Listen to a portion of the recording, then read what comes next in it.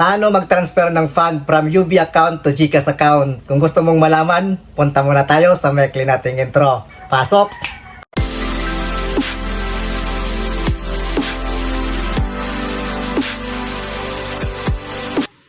Magandang araw na naman po sa ating lahat mga idol. Welcome back again to Bonds TV channel. For today's videos mga idol ay tuturo ko sa inyo kung paano mag-transfer ng fund from UB account to GCash account. Kung gusto ninyong matutunan at malaman kung paano ito gawin step by step, sundan nyo lang ang video mga idol mula sa simula hanggang dulo.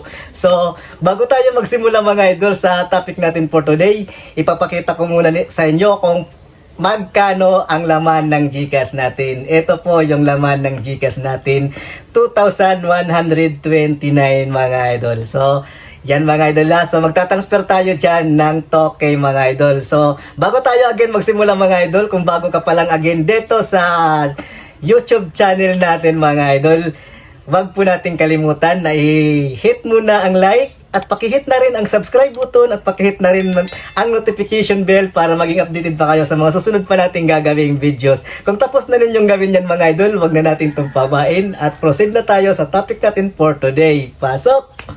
Unang gawin natin ay punta lang tayo sa dashboard ng UB Bank natin, tapos dito sa baba, pindutin natin yung send receive. Tapos dito hanapin lang natin yung other bank or e-wallet. Ayan, pindutin lang natin yan.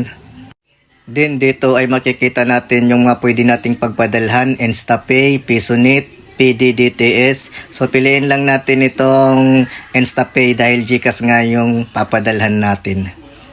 Then dito sa select box mga idol ay pindutin lang natin ito na nasa gilid.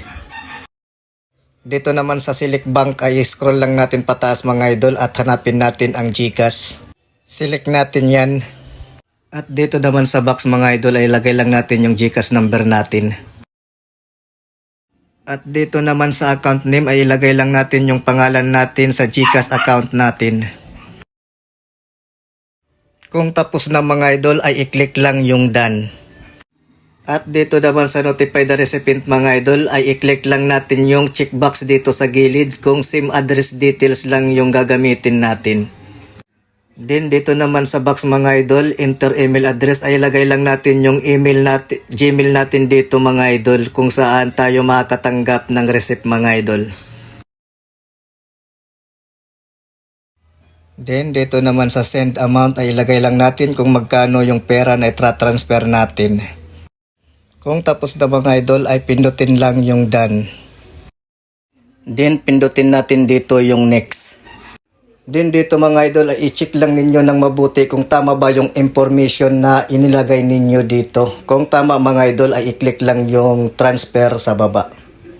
Then dito mga idol ay basahin lang ninyo dito mga idol. Then pagkatapos ninyong basahin ay i-click lang yung proceed with transfer. Then ilagay lang natin tong OTP, click continue. So ito na nga mga idol yung receipt natin no, successfully no. So may natanggap na rin tayong Gmail mula kay Union mga idol. So nakalagay dito fund transfer successful. Then punta na tayo dun sa dashboard natin at tingnan natin kung nabawasan yung balance natin dun. So ayan na nga mga idol no, yung 2,500 natin dito no naging 490 na lang. So nabawasan siya ng 2,010 pesos. May additional fee kasi na 10 pesos. Kaya naging ano na lang siya, naging 490. Then punta naman tayo sa GCash account natin at tingnan natin kung pumasok ba yung 2,000 na transfer natin.